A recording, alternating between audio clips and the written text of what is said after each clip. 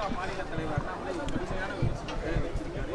திமுகவில் யாரும் படித்தவர்கள் அதிகாரத்திற்கு வரவில்லை, இவர்களுக்கு கல்வியை பற்றி என்ன தெரியும், குற்ற பின்னணியில் இருக்கக்கூடிய அமைச்சர்கள் கல்வி கொள்கையை பற்றி பேசுவது எப்படி ஏற்றுக்கொள்வதுன்னு பேசியிருக்காங்க. அவர் ஒருவேளை குற்ற பின்னணியில் இருப்பவர்கள் அமைச்சர்கள் என்று சொல்லுவது பாஜக மாநிலம் ஆளுகின்ற அந்த மாநிலத்தை சார்ந்த அமைச்சர்களையும் சட்டமன்ற உறுப்பினரையும் மனதிலே வைத்து சொல்லியிருப்பார் என்று நினைக்கின்றேன். அதேபோல் படிக்காதவர்கள் எப்படி பள்ளியை பற்றி பேசலாம் என்று சொல்லுகிறார். ஒருவேளை அவர் காமராஜரை களங்கப்படுத்துவது போலதான் இந்த கூற்று இருக்கின்றது.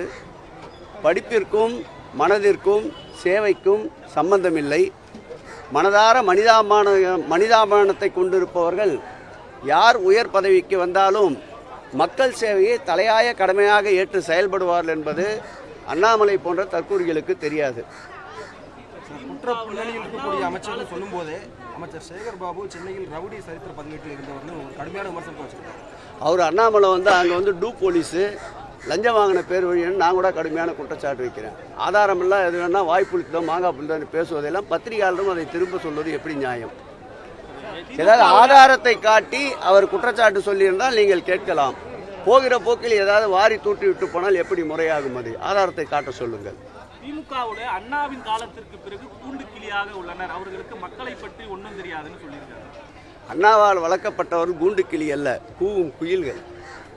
இந்த இயக்கம் என்பது விதையாக பேரறிஞர் பிறந்தகை அண்ணாவால் விருட்சமாக வாழும் மனித புனிதர் கலைஞரால் இன்றைக்கு மரமாக அன்பு தலைவர் தளபதி அவர்களால் வளர்க்கப்பட்டு பல கோடி மக்களுக்கு நிழல் தருகின்ற ஒரு இயக்கமாக இந்த இயக்கம் இருக்கின்றது.